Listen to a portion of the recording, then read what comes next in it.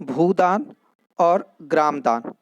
यह एक तरह का मूवमेंट था, भूदान और ग्रामदान मूवमेंट था, जो आपको विनोबा भावे के द्वारा शुरू किया गया था। इस मूवमेंट का मकसद यही था कि जब देश में बहुत सारे ऐसे जमींदार हैं, लैंडलॉर्ड्स हैं, जिनके पास ज़मीन का बहुत बड़ा हिस्सा है और ना तो वो ज़मीनों को सही तरीके से यूज कर पा रहे हैं और ना ही उन ज़मीनों का सही उपयोग हो पा रहा है।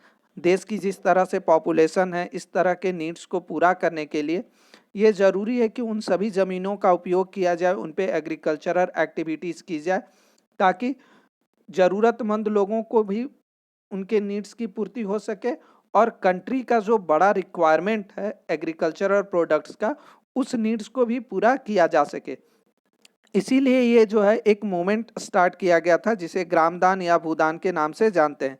यह आंध्र प्रदेश से शुरू हुआ था और आंध्र प्रदेश के एक व्यक्ति ने सबसे पहले जो है वो अपनी ज़मीन का एक बड़ा हिस्सा जो है वो गांव के किसानों को डोनेट कर कर, दान कर कर उनसे एग्रीकल्चरल एक्टिविटी शुरू की थी, जिसमें तकरीबन 80 एकड़ लैंड जो है वो डोनेट किए गए थे, दान किए गए थे।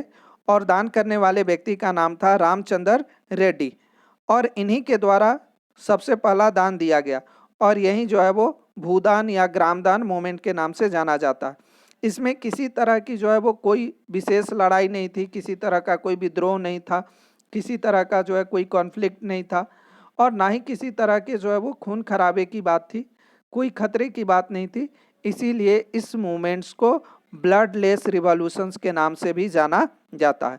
तो यानी आप ध्यान रखिएगा कि ग्रामदान और भूदान मूवमेंट को ही जो है वो ब्लडलेस रिवॉल्यूशंस के नाम से जाना जाता है। इसको शुरू करने वाले व्यक्ति जो थे वो विनोबा भावे थे। इसके बाद नेक्स्ट टॉपिक जो है वो contribution of agriculture in national economy and employment and outcome. यानी इस टॉपिक के बारे में ऑलरेडी आप इकोनॉमिक्स में जो है वो पढ़ चुके हैं, सेक्टर्स ऑफ इंडियन इकोनॉमी।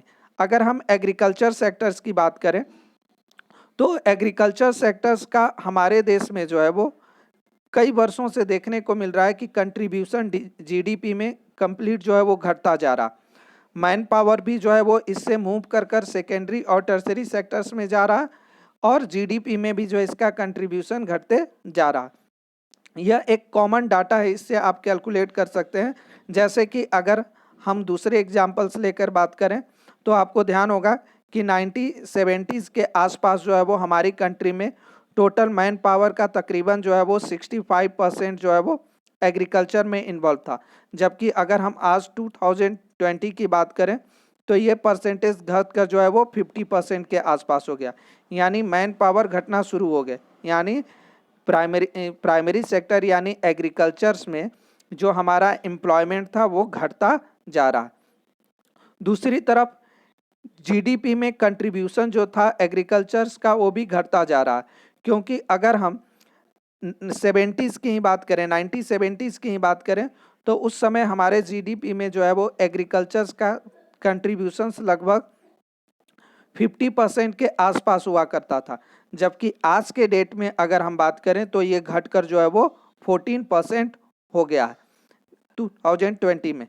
उसी तरह से जो है अगर ओवरऑल इम्पैक्ट की बात करें तो यह भी देखने को मिल रहा है कि एग्रीकल्चर्स में जो है कि इसका प्रोडक्शंस और ग्रोथ दूसरे टर्म में हो रहा है, यानी जो एग्जैक्ट हमारा प्रोडक्शन था एग्रीकल्चरल प्रोडक्ट वो दिन प्रतिदिन बढ़ता जा रहा है, लेकिन हम पूरे कंट्री के साथ जब हम कंपेयर करके देखते हैं तो ये पता चलता है कि इसमें कई तरह की गिरावटें जो है वो देखने को मिल रही हैं। जैसे कि सिंपल सा आप यहाँ पर जो है वो जीडीपी में जो है वो कंट्रीब्यूशंस देख सकते हैं तीनों सेक्टर्स का, एग्रीकल्चर्स का, इंडस्ट्रीज का, सर्विस का। 2020 और 2016 ये 2 ईयर के अकॉर्डिंग ही जो है वो आप देख सकते हैं। तो इससे पता चल रहा है कि हमारी जो है वो एग्रीकल्चर सेक्टर्स कई तरह की चैलेंजेस अभी भी फेस कर रही है। हमें ये ज़रूरी है कि हम अपने एग्रीकल्चर्स का कंट्रीब्यूशन जो है वो जीडीपी में ज़्यादा से ज़्यादा करें। इसके पीछे बहुत सारे रीजन हैं, जैसे कि ग्लोबल कंपटीशंस हो गया है। हमारे देश के फार्मर आज भी जो अनाज उगा रहे हैं उन्हें उगाने में काफ़ी ज़्यादा पैसे खर्च करने पड़ते हैं, जबकि दूसरे देश के कम।